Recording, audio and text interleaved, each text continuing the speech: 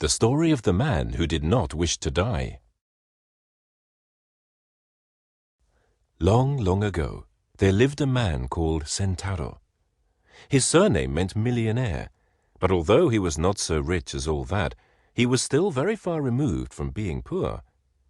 He had inherited a small fortune from his father and lived on this, spending his time carelessly, without any serious thoughts of work, till he was about 32 years of age. One day, without any reason whatsoever, the thought of death and sickness came to him. The idea of falling ill or dying made him very wretched. "I should like to live," he said to himself, "till I am 500 or 600 years old at least, free from all sickness. The ordinary span of a man's life is very short." He wondered whether it were possible, by living simply and frugally henceforth, to prolong his life as long as he wished. He knew there were many stories in ancient history of emperors who had lived 1,000 years, and there was a princess of Yamato who, it was said, lived to the age of 500. This was the latest story of a very long life record. Sentaro had often heard the tale of the Chinese king named Shin no Shiko. He was one of the most able and powerful rulers in Chinese history. He built all the large palaces, and also the famous Great Wall of China. He had everything in the world he could wish for. But, in spite of all his happiness, and the luxury and splendor of his court, the wisdom of his counselors, and the glory of his reign, he was miserable, because he knew that one day he must die and leave it all.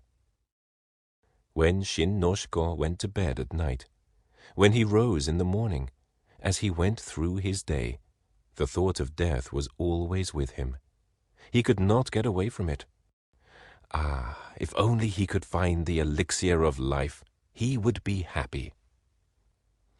The emperor at last called a meeting of his courtiers and asked them all if they could not find for him the elixir of life of which he had so often read and heard. One old courtier, Jofku by name, said that far away across the seas there was a country called Horizon, and that certain hermits lived there who possessed the secret of the elixir of life. Whoever drank this wonderful draught lived forever. The emperor ordered Jofku to set out for the land of Horizon, to find the hermits, and to bring him back a phial of the magic elixir.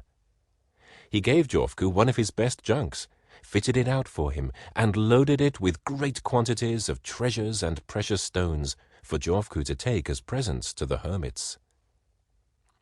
Jofku sailed for the land of Horizon, but he never returned to the waiting emperor. But ever since that time, Mount Fuji has been said to be the fabled Horizon and the home of hermits who had the secret of the elixir, and Jofku has been worshipped as their patron god. Now Sentaro determined to set out to find the hermits, and, if he could, to become one, so that he might obtain the water of perpetual life. He remembered that as a child he had been told that not only did these hermits live on Mount Fuji, but that they were said to inhabit all the very high peaks. So he left his old home to the care of his relatives and started out on his quest. He traveled through all the mountainous regions of the land, climbing to the tops of the highest peaks, but never a hermit did he find. At last, after wandering in an unknown region for many days, he met a hunter. "Can you tell me," asked Sentaro, "where the hermits live who have the elixir of life?" "No," said the hunter. "I can't tell you where such hermits live, but there is a notorious robber living in these parts. It is said that he is chief of a band of 200 followers." This odd answer irritated Sentaro very much, and he thought how foolish it was to waste more time in looking for the hermits in this way. So he decided to go at once to the shrine of Jofku, who is worshipped as the patron god of the hermits in the south of Japan. Sentaro reached the shrine and prayed for 7 days, entreating Jofku to show him the way to a hermit who could give him what he wanted so much to find. At midnight of the 7th day, as Sentaro knelt in the temple, the door of the innermost shrine flew open, and Jofuku appeared in a luminous cloud, and calling to Sentaro to come nearer, spoke thus. Your desire is a very selfish one, and cannot be easily granted. You think that you would like to become a hermit so as to find the elixir of life? Do you know how hard a hermit's life is? A hermit is only allowed to eat fruit and berries and the bark of pine trees. A hermit must cut himself off from the world so that his heart may become as pure as gold and free from every earthly desire. Gradually, after following these strict rules, the hermit ceases to feel hunger, or cold, or heat, and his body becomes so light that he can ride on a crane or a carp, and can walk on water without getting his feet wet. You, Sentaro, are fond of good living, and of every comfort. You are not even like an ordinary man, for you are exceptionally idle, and more sensitive to heat and cold than most people. You would never be able to go barefoot or to wear only one thin dress in the winter-time. Do you think that you would ever have the patience or the endurance to live a hermit's life? In answer to your prayer, however, I will help you in another way. I will send you to the country of perpetual life, where death never comes, where the people live forever. Saying this, Jofuku put into Sentaro's hand a little crane made of paper, telling him to sit on its back and it would carry him there. Sentaro obeyed wonderingly. The crane grew large enough for him to ride on it with comfort. It then spread its wings, rose high in the air, and flew away over the mountains right out to sea. Sentaro was at first quite frightened, but by degrees he grew accustomed to the swift flight through the air. On and on they went for thousands of miles. The bird never stopped for rest or food, but as it was a paper bird, it doubtless did not require any nourishment. And, strange to say, neither did Sentaro. After several days, they reached an island. The crane flew some distance inland and then alighted. As soon as Sentaro got down from the bird's back, the crane folded up of its own accord and flew into his pocket. Now Sentaro began to look about him wonderingly, curious to see what the country of perpetual life was like. He walked first round about the country, and then through the town. Everything was, of course, quite strange and different from his own land, but both the land and the people seemed prosperous, so he decided that it would be good for him to stay there, and took up lodgings at one of the hotels. The proprietor was a kind man, and when Sentaro told him that he was a stranger and had come to live there, he promised to arrange everything that was necessary with the governor of the city concerning Sentaro's sojourn there. He even found a house for his guest, and in this way Sentaro obtained his great wish and became a resident in the country of perpetual life. Within the memory of all the islanders, no man had ever died there, and sickness was a thing unknown. Priests had come over from India and China and told them of a beautiful country called Paradise, where happiness and bliss and contentment fill all men's hearts. But its gates could only be reached by dying. This tradition was handed down for ages from generation to generation, but none knew exactly what death was, except that it led to paradise. Quite unlike Sentaro and other ordinary people, instead of having a great dread of death, they all, both rich and poor, longed for it as something good and desirable. They were all tired of their long, long lives, and longed to go to the happy land of contentment called Paradise, of which the priests had told them centuries ago. All this Sentaro soon found out by talking to the islanders. He found himself, according to his ideas, in the land of topsy-turvydom. Everything was upside down. He had wished to escape from dying. He had come to the island of perpetual life with great relief and joy, only to find that the inhabitants themselves, doomed never to die, would consider it bliss to find death. What he had hitherto considered poison, these people ate as good food, and all the things to which he had been accustomed as food they rejected. Whenever any merchants from other countries arrived, the rich people rushed to them eager to buy poisons. These they swallowed eagerly, hoping for death to come so that they might go to paradise. But what were deadly poisons in other lands were without effect in this strange place, and people who swallowed them with the hope of dying only found that in a short time they felt better in health instead of worse. Vainly they tried to imagine what death could be like.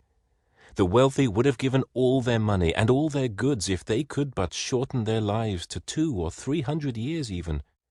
Without any change, to live on forever seemed to this people wearisome and sad. In the chemist shops there was a drug which was in constant demand, because after using it for 100 years, it was supposed to turn the hair slightly gray, and to bring about disorders of the stomach. Sentaro was astonished to find that the poisonous globefish was served up in restaurants as a delectable dish, and hawkers in the streets went about selling sauces made of Spanish flies. He never saw anyone ill after eating these horrible things, nor did he ever see anyone with as much as a cold. Sentaro was delighted. He said to himself that he would never grow tired of living, and that he considered it profane to wish for death. He was the only happy man on the island. For his part, he wished to live thousands of years and to enjoy life. He set himself up in business, and for the present never even dreamed of going back to his native land. As years went by, however, things did not go as smoothly as at first. He had heavy losses in business, and several times some affairs went wrong with his neighbors. This caused him great annoyance.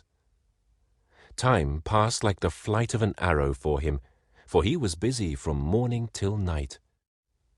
300 years went by in this monotonous way, and then, at last, he began to grow tired of life in this country, and he longed to see his own land and his old home.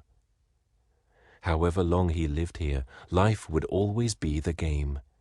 So was it not foolish and wearisome to stay on here forever? Sentaro, in his wish to escape from the country of perpetual life, recollected Jofku, who had helped him before when he was wishing to escape from death, and he prayed to the saint to bring him back to his own land again. No sooner did he pray than the paper crane popped out of his pocket. Sentaro was amazed to see that it had remained undamaged after all these years. Once more the bird grew and grew till it was large enough for him to mount it. As he did so, the bird spread its wings and flew swiftly out across the sea in the direction of Japan. Such was the willfulness of the man's nature that he looked back and regretted all that he had left behind. He tried to stop the bird in vain. The crane held on its way for thousands of miles across the ocean. Then a storm came on, and the wonderful paper crane got damp, crumpled up, and fell into the sea. Sentaro fell with it. Very much frightened at the thought of being drowned, he cried out loudly to Jofku to save him. He looked round, but there was no ship in sight. He swallowed a quantity of seawater, which only increased his miserable plight. While he was thus struggling to keep himself afloat, he saw a monstrous shark swimming towards him. As it came nearer, it opened its huge mouth ready to devour him. Sentaro was all but paralyzed with fear now that he felt his end so near, and screamed out as loudly as ever he could to Jofku to come and rescue him. Lo and behold, Sentaro was awakened by his own screams, to find that during his long prayer he had fallen asleep before the shrine, and that all his extraordinary and frightful adventures had been only a wild dream. He was in a cold perspiration with fright, and utterly bewildered.